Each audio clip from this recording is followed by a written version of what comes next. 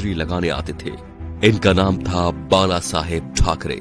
चांदी के सिंहासन पर बैठने के शौकीन बाल ठाकरे खुलेआम धमकी देते थे।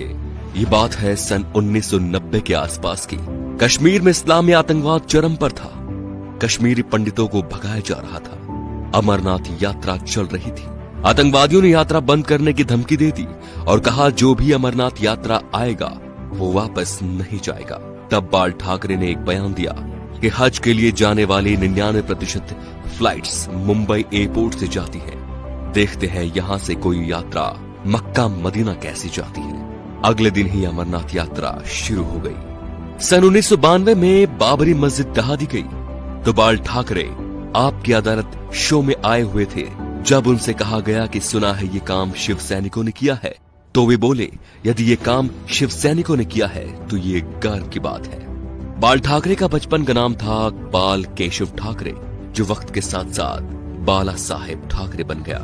1980 के दशक में बाला साहेब ठाकरे ने मुसलमानों के बारे में कहा कि ये कैंसर की तरह फैल रहे हैं और देश को इनसे बचना चाहिए।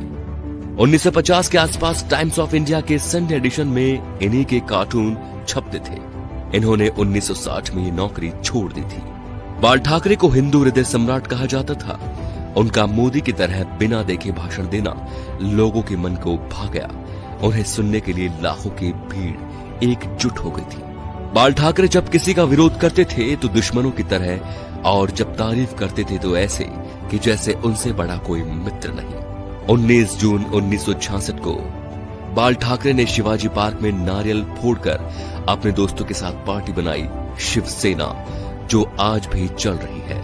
बाल ठाकरे की एक खास बात थी कि वो कभी किसी से मिलने नहीं गए। बड़े बड़े बॉलीवुड एक्टर बियर पीने और उनसे मिलने उनके घर आते थे, जैसे नरेंद्र मोदी, माइकल जैक्सन। बाल ठाकरे के कुछ स्पेशल शौक थे, सिगार, व्हाइट वाइन एक्सेट्रा। ज्यादातर लोग फोटो या इंटरव्यू में उनके हाथ में पाइप या सिगार होती थी। 1999 में बाल ठाकरे पर 6 साल तक वोट डालने और चुनाव लड़ने पर बैन लगा था, लेकिन बाल ठाकरे ने अपने जीवन में कभी चुनाव नहीं लड़ा। अपनी मौत से 2 महीने पहले ठाकरे का एक बयान आया कि आर्मी मेरे हवाले कर दो, मैं देश को 1 महीने में ठीक कर दूंगा। 17 नवंबर 1912 बाल ठाकरे का निधन हो गया। इस दिन मुंबई बंद था।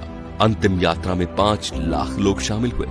थोड़ी थोड़ी देर बाद एक आवाज उठती है, बाला साहेब। लाखों लोग चिल्लाते रहे, अमर रहे। बाल ठाकरे ना तो मुख्यमंत्री थे और न सांसद, फिर भी उन्हें मरने के बाद 21 तोपों की सलामी दी गई, जो राष्ट्रपति प्रधानमंत्री को मिलती है। ये रुतबा था बाला साहेब ठाकरे का।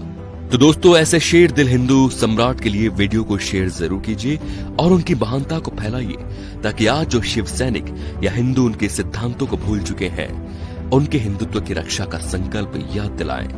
जय श्री राम।